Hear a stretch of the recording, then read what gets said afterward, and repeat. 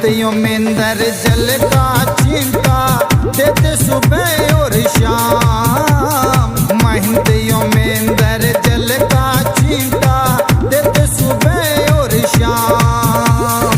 धाम मनो ना श्याम धनी का है सच्चा दरबार, होता पल में बेड़ा पार। चिंता लगे आरती का, होता पल में बेड़ा पार। चिंता लगे आरती का।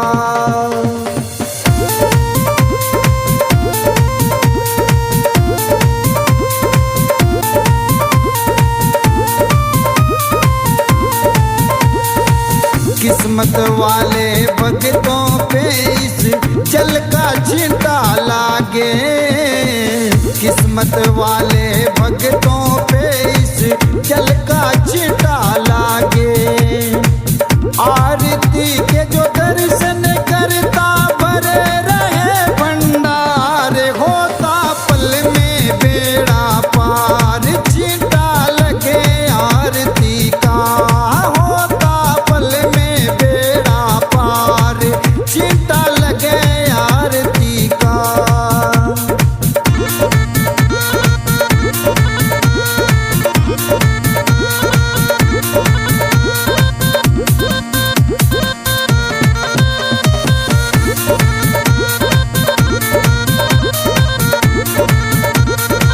जिस घर में इस पावन जल का हो जाता परिवेश, जिस घर में इस पावन जल का हो जाता परिवेश।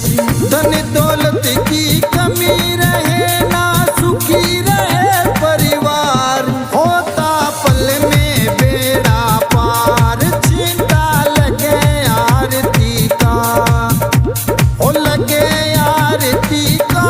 यो चिंता लगे आरती का, होता पल में बेड़ा पार। चिंता लगे आरती का।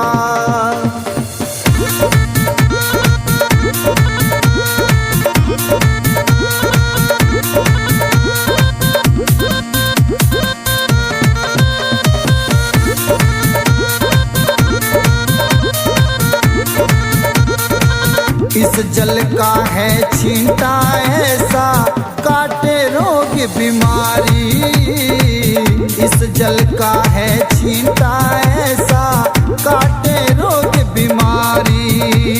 मनो न वाले श्याम धनी पे करके देख एतबार। छींटा लगे